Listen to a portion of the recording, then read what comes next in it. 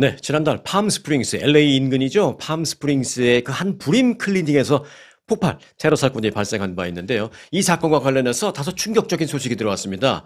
그 차량 폭발 사건, 테러 사건의 공범으로 한인이 체포됐다라는 좀 충격적인 소식입니다. 자, 오늘 이 소식부터 좀 전해드리겠습니다. 체포된 한인은 워싱턴주에 거주하는 올해 32살의 데니얼 박, 한국 이름으로는 이 박종연 씨로 밝혀졌습니다. 그는 뉴욕의 JFK 공항에서 체포됐는데 이제 곧 캘리포니아주로 이송될 예정입니다. 왜요? 사건 발생 현장이 캘리포니아주기 때문에 여기서 재판을 받아야 하니까. 자, 시민권자인 이 박종현 씨는 폴란드에서 검거돼서 뉴욕으로 송환된 것입니다. 그리고 이제 다시 캘리포니아로 송환된 거죠. 폴란드까지 도망갔다가 체포됐습니다. 원래는 그 워싱턴주에 사는 사람인데요.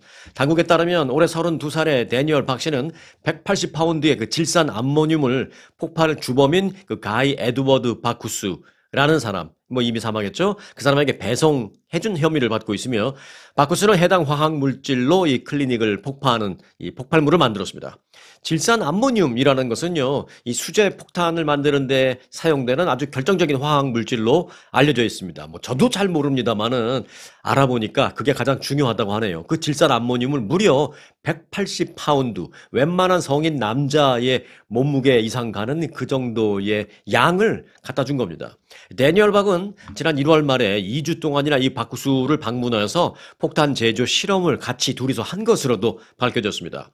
박종현 씨와 바쿠스는 반출산주의, 지난번에 이제 설명드렸죠. 인간이 더 많아지는 것을 반대하고 더 아이를 낳고 뭐 이런 것에 대해서 반대하는 사람들, 반출산주의 운동에 헌신하는 그 온라인 포럼에서 처음 만난 것으로 알려졌습니다. 그러면서 사람들은 존재하지 말아야 한다라는 어떤 그런 공통된 신념을 서로 공유하면서 유대감을 쌓았다라고 FBI는 밝혔습니다.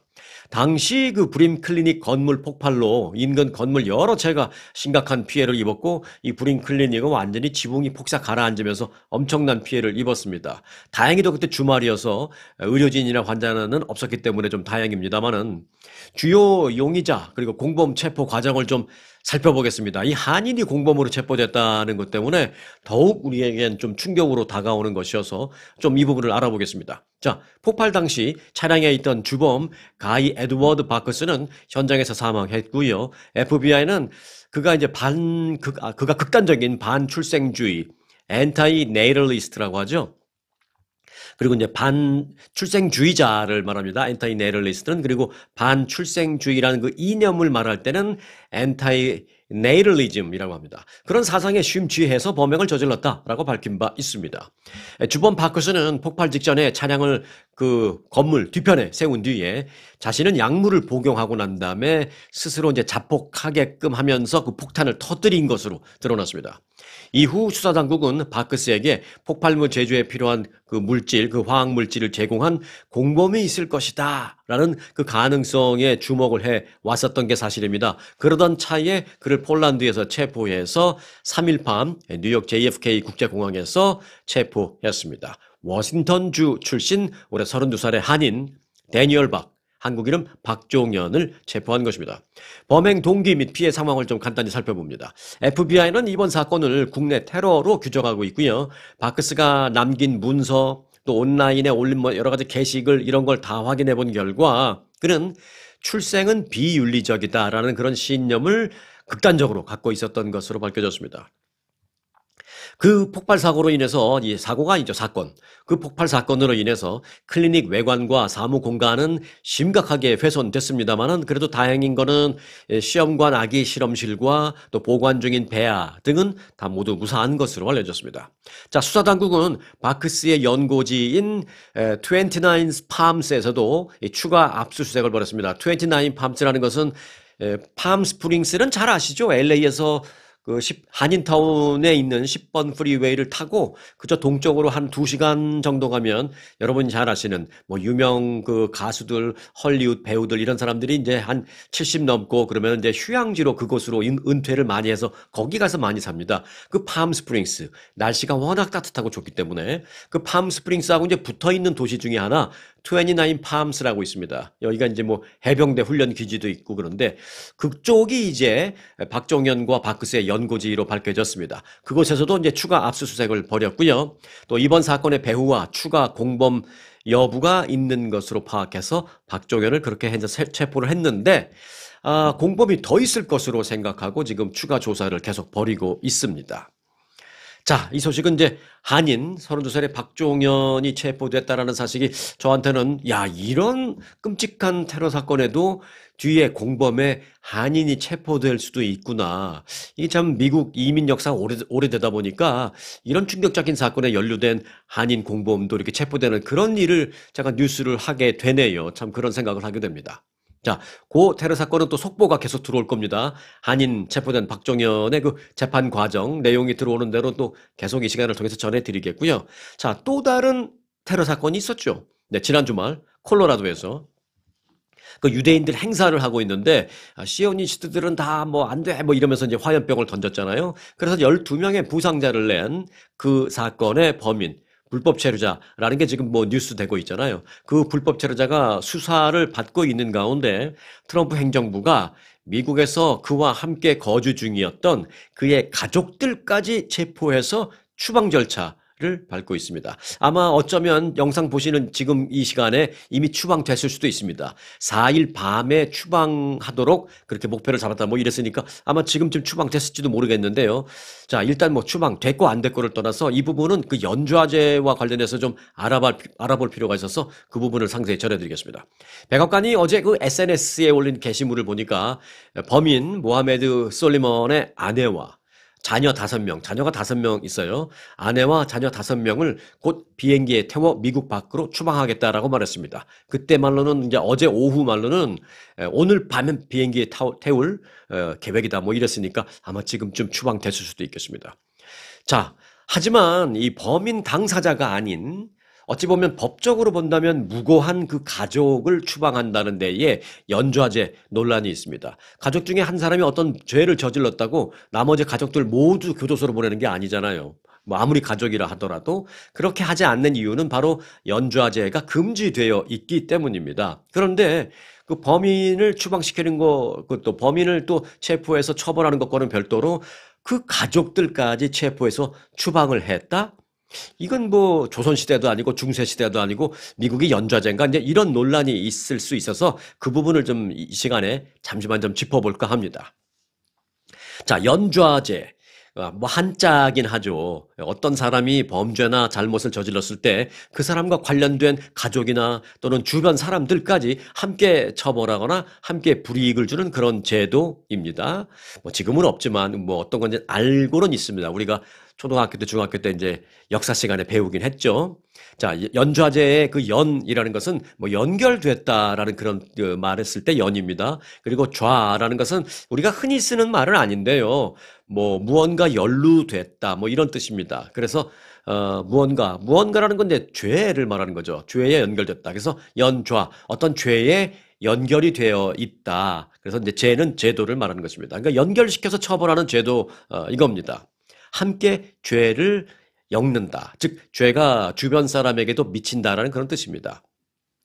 자, 이 연좌제의 역사적인 배경 간단히 알아볼까요? 많이들 아시겠죠. 중국 고대 진나라 한나라 시기에는요. 이 반역죄 같은 이 중죄에 대해서 구족을 멸한다라는 식으로 가족 전체를 처형하기도 했습니다. 이 구족이라는 건 뭐예요? 우리가 이제 흔히 말하는 일가 친척 할 때 뭐 나와 부모의 관계는 뭐 일촌, 나와 뭐 자식의 관계는 일촌, 뭐 내 형제는 이촌 뭐 이렇게 하잖아요.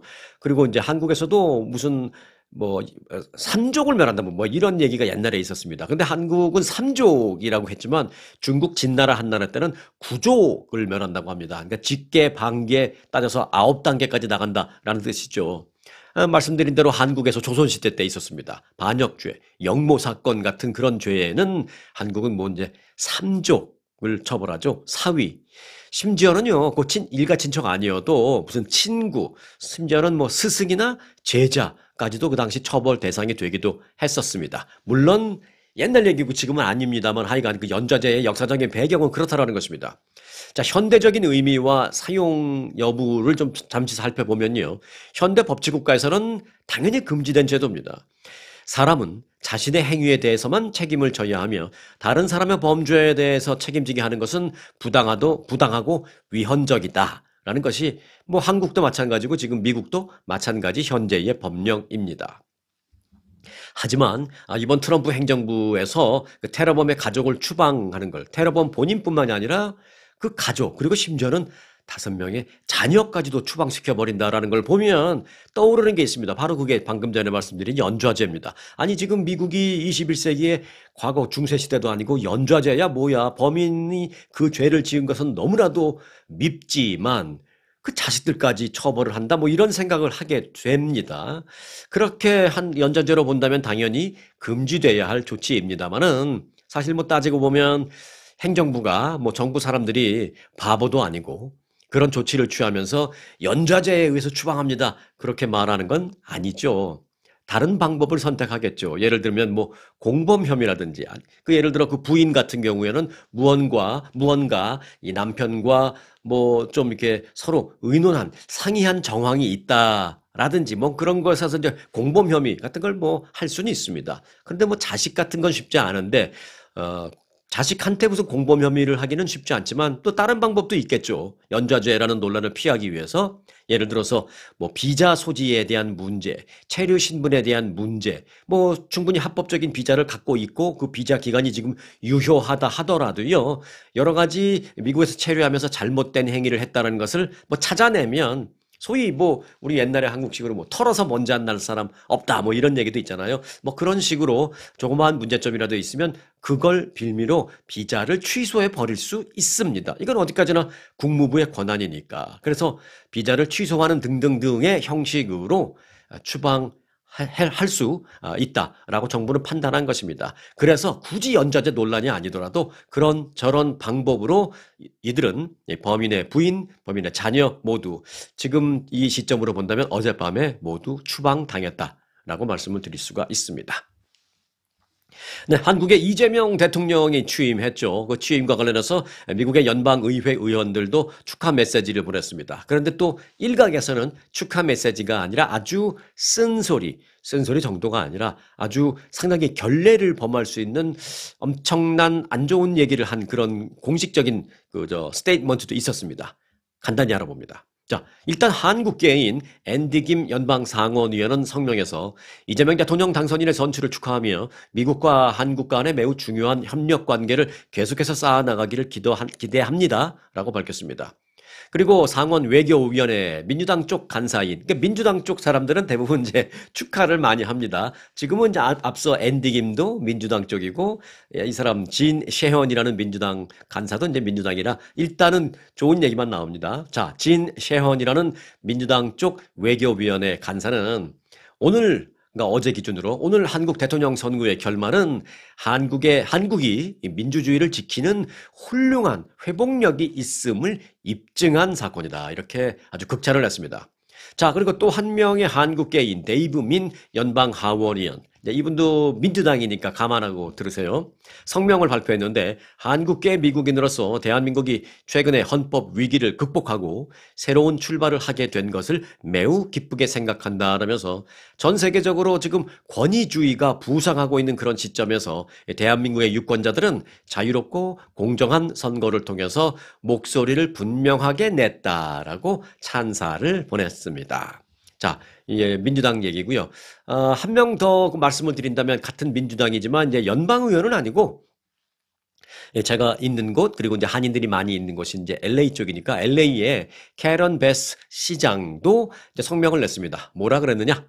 이번 선거는 대한민국의 성숙한 민주주의를 보여줬다. 라면서 LA는 해외에서 한인 인구가 가장 많은 곳이다라며 LA 시민들에게 있어서 한국은 특별한 의미가 있는 국가이며 때문에 앞으로도 지속적인 협력을 통해서 LA와 그리고 대한민국이 더욱 발전적인 동반자 관계로 나아가기를 희망합니다. 라고 밝혔습니다. 민주당 쪽 사람들은 일단 대부분 다 축하를 했습니다. 자, 그런데 진짜 궁금한 건 백악관의 입장입니다. 백악관의 입장이 나오긴 나왔는데요. 자세히 좀 해석을 해보면 많이 우려가 되는 구석이 있습니다. 백악관이 어제 그 이재명 대통령의 당선과 관련해서 처음 내놓은 메시지에서 이례적으로 중국을 언급했습니다. 아니, 일국의 대통령 당선인의 당선을 축하하는데 그 상관없는 다른 나라를 언급했다라는 건 상당히 이례적이죠. 그러면서 중국의 개입이라는 용어를 사용을 했습니다. 어찌 보면 이는 자칫 한국 선거에 중국이 개입했다는 식으로 들릴 수가 있기 때문에 그런 부분이 우려되는 것입니다. 백악관은 어제 그 한국 대선 결과에 대한 미국 정부의 입장을 묻는 질의에 한국은 자유롭고 공정한 선거를 진행했지만 미국은 전 세계 민주주의 국가들에 대한 중국의 개입과 중국의 영향력 행사에 대해서는 여전히 우려하며 반대한다라고 말했습니다. 어떻게 놓고 보면 전혀 상관없는 얘기를 뒤에다가 왜 붙였지라는 생각이 들 수도 있지만 우리는 알죠. 왜 이런 얘기를 붙였는지 뭐 말씀 안 드려도 아실 겁니다. 한국은 잘 선거를 치렀지만 미국은 중국의 개입이나 이런 걸 좀 우려한다라고 말했습니다. 자, 동맹국인 한국의 대선 결과에 대해서 논평하면서 제3국인 중국에 대해서 언급을 한 것은 매우 이례적인 일입니다. 백악관의 입장을 액면 그대로 보면 중국이 한국 대선에 영향력을 행사하려 시도했을 수 있다. 우리는 그렇게 은근히 생각한다라는 뉘앙스를 풍긴 겁니다. 사실은 어찌 보면. 그래서 한국 새로운 정부, 이재명 정부, 이재명 정부를 이제 별칭으로는 국민주권 정부라고 이제 한다고 하죠. 자, 이재명 정부, 국민주권 정부의 그 중국의 영향력 행사를 앞으로도 있을지 모르니까 조심해. 우리는 워치하고 있어. 그런 견제구를 먼저 던진 것이다. 이렇게 생각할 수가 있겠습니다. 안보는 미국에 의지하면서 경제는 중국과의 협력을 중시하는 이른바 안미경중 행보를 하지 말라라는 강한 메시지를 이재명 정부에 보낸 것이다 라는 분석이 지배적입니다. 여러분들도 쉽게 그렇게 아마 생각할 수 있을 것입니다. 한국은 미국 입장에서 특히 이제 지금 트럼프 행정부 입장에서는 한국은 툭 하면 안보는 미국, 경제는 중국. 야, 그 치사하게 그렇게 하지 말고 안보, 경제 다 우리 미국과만 딱 붙어서 해야지. 왜 또 갑자기 안보는 미국인데 갑자기 경제는 중국이야? 그렇게 어정쩡한 스탠스 난 싫어. 약간 이런 뉘앙스입니다. 예, 제가 트럼프 대통령의 말투를 조금 흉내냈는데 여하튼 일부 마가 인사들은요 그보다 더 심한 얘기를 했습니다. 아주 극단적인 말을 했어요. 극우 선동가로서 백악관에서 어떤 인사 조치까지도 좀 좌지우지하는 입김이 좀 있는 그런 로라 루머라는 사람이 있는데요. 그 사람은 SNS에 이렇게 말했습니다. 공산주의자들이 한국을 접수해서 오늘 이번 대선에서 승리를 했구만. 매우 끔찍한 일이다. 라고 SNS에 올렸습니다. 공화당이고 트럼프 행정부 쪽 사람들이니까 어느 정도 이해하지만 좀 표현은 너무 과격했다라는 생각도 듭니다. 물론 이 영상을 보시는 분들 중에서도 이재명 공산주의가 당선됐네 이렇게 생각하시는 분들이 계시리라고 많진 않아도 또 일부는 또 그러신 생각은 자유니까 그런 생각하실 수도 있는데 그런 분들에게는 이 로라가 말한 그 말이 또 와닿으실 수도 있을 거예요. 그런데 로라의 얘기는 그렇지더라도 아주 중요한 이 스티브 배넌이라는 사람의 말이 저는 상당히 귀에 거슬립니다. 트럼프 대통령의 전략 참모였던 그리고 지금도 여전히 영향력을 발휘하고 있는 스티브 배넌. 그는 뭐라 그랬냐면요. 자기 SNS에 제가 들어가서 찾아봤어요. 뭐라고 써 있냐면 Korea has fallen. 망했다. 완전히 쫄딱 망했다 이런 뜻이잖아요. Korea has fallen 이라고 딱 올렸습니다. 대통령 선거 결과가 발표나자마자. 정말 충격적인 그런 얘기이기도 한데 그런 그 글을 올렸는데 그것도 현 미국 행정부에 영향력 있는 사람이. 하지만 한국은 망하지 않았습니다. 그렇죠? 그리고 망해서도 안 되고요. 또 망하지도 않을 것입니다. 그런데 그는 왜 그렇게 자극적이고 그리고 상당히 신뢰되는 결례되는 그런 표현을 써서 SNS에 올렸을까요? 분명히 외교적으로는 결례되는 표현입니다. 하지만 이렇게 결례를 일단 범해 놓고 그리고 나서 협상에 임하는 게 그게 이제 미국 쪽에 유리하다라는 판단 때문에 이런 표현을 선제적으로 사용한 게 아닌가 저는 그렇게 생각합니다.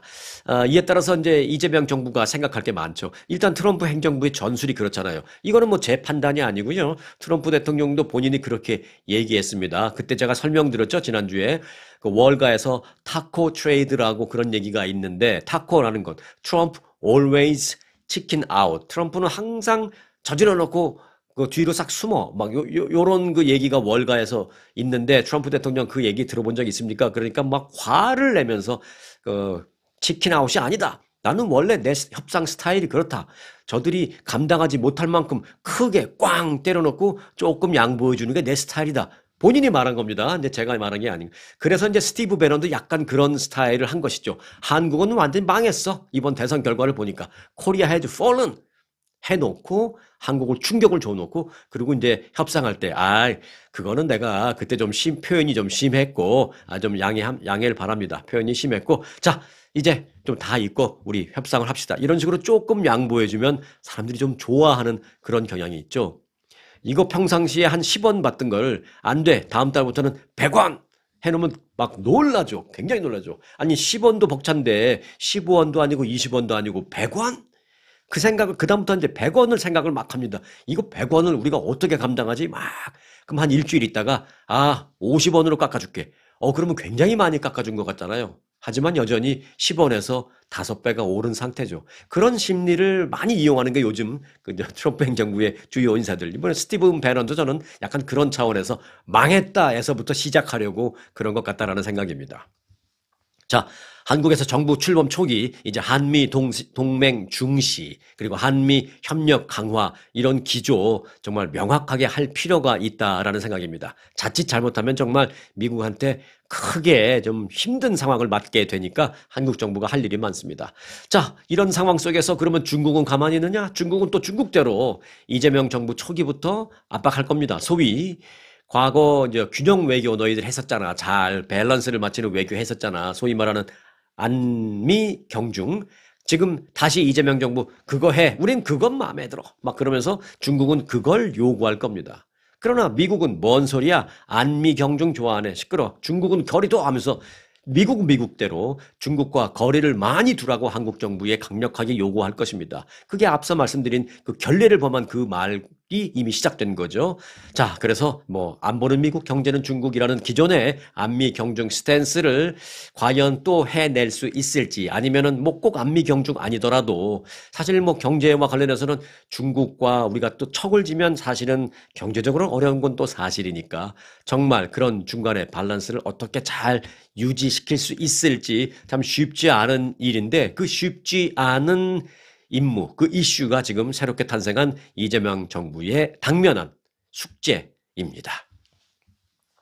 자, 제21대 대통령 취임식을 했죠, 어제. 이런 가운데 취임식을 할 때, 그리고 하기 전에 이제 국립현충원에 참배하러 갈 때, 올 때 이렇게 공중 촬영한 걸 이렇게 보니까 이제 대통령 경호처럼 이제 차량들이 쫙 가죠.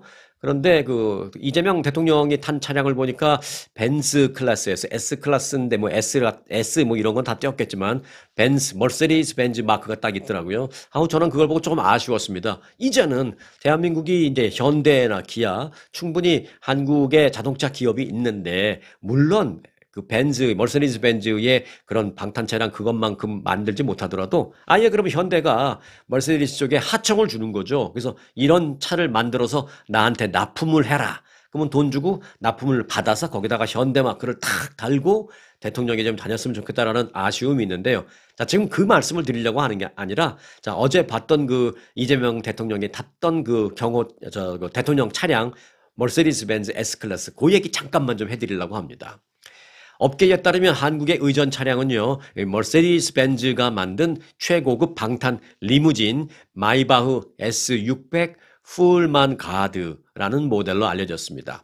해당 모델은 전 세계 정상급 인사들이 많이 이용하는 대표적인 방탄 차량입니다. 어느 정도의 방탄이냐? 이 마이바흐 S600, 마이바흐 S600 가드라는 차량은요, V12, 그러니까 12기통이죠. 그 파이프가 12기통입니다. 예. 보통 왜 우리는 뭐 제일 작은 게 이제 옛날에는 많이 탔죠. 4기통. 그다음에 이제 6기통. 그리고 요즘은 거의 없죠. 뭐 옛날에는 8기통도 있었지만 이건 12기통 가솔린 엔진을 장착하고 최고 출력 530마력의 성능을 자랑합니다. 총격에는 당연히 뭐 거뜬히 이겨내고요. 폭탄이 던져도 이겨낼 수 있고요. 화학 테러 등의 외부 공격으로부터도 탑승자를 철저하게 보호합니다. 기관총 총격은 물론이고요. 지뢰 폭발도 견뎌내서 타이어 4개가 모두 터져도 계속 달릴 수 있습니다. 물론 고속으로는 못 달리고 시속 한 80km, 그러니까 시속 한 55에서 60마일 정도 이상의 속도는 타이어 4개가 다 터져도 달릴 수 있습니다.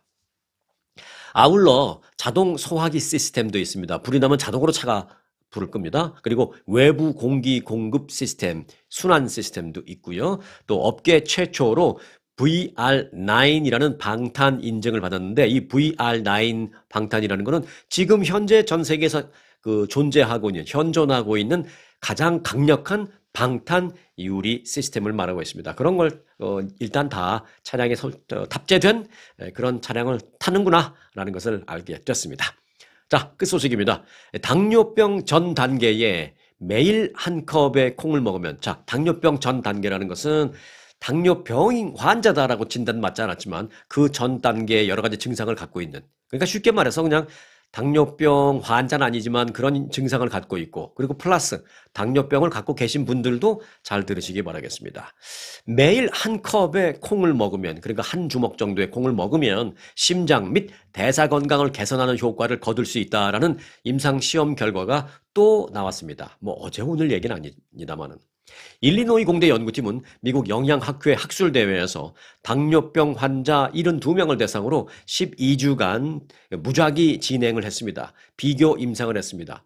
거기서 이런 결과를 냈다는 것입니다. 72명을 반으로 나눠서 반 A그룹에게는 매일 12주 동안, 그러니까 3, 42, 넉 달인가요? 네, 넉 달 동안 72명 중에서 반 A그룹은 매일 넉 달 동안 콩 한 주먹씩 한 컵씩 먹게 했습니다. 그리고 B그룹 나머지 반은 넉 달 동안 그렇게 콩을 먹지 않았고 그냥 일반 식사를 했습니다. 그 결과 그렇게 콩을 먹은 사람들에게 의미가 있는 변화가 있었다라는 것입니다. 당뇨병이 개선되고 더 심해지지도 않고 또 체력 이런 것도 훨씬 컨디션도 좋아지고 하는 의미 있는 그런 변화가 있었다라고 밝혔습니다. 연구팀은 병아리콩 이제 미국에서 살 때는 이걸 칙피라고 합니다. CHICK, 칙콩, 병아리콩이라고 우리는 부르죠, 한국에서는. 그리고 그 병아리콩과 칙피를 먹은 사람들은 콜레스테롤 개선 효과를 얻었다라고 합니다. 혹시 콜레스테롤 때문에 고민되시는 분은 이 콩 중에서 미국 마켓에 가서 칙피를 찾으시기 바랍니다. 그 다음에 검은 콩, 블랙빈을 먹은 사람들은 염증 감소 효과를 보였다라고 했습니다. 자, 일단 식단에 콩을 포함하는 것이 늘 내가 먹는 식단에 늘 콩을 포함하는 것이 만성질환 위험을 줄일 수 있는 간단하고 저렴한 예방법이 될 수 있다라고 일리노이 공대 연구팀은 그렇게 밝혔습니다. 생각해보면 싸고 간단한 그런 건강 지킴 방법이 바로 우리 옆에 있었습니다. 칙피, CHICK, 칙피, 그리고 블랙빈 잘 챙겨 드시기 바라겠습니다. 하루에 한 주먹 정도입니다. 자, 우리가 평소에도 뭐 다 알고 계시는 그런 내용입니다만은 이 시간을 통해서 다시 한번 리마인드 해 드렸습니다. 자, 오늘 영상 여기서 마칩니다.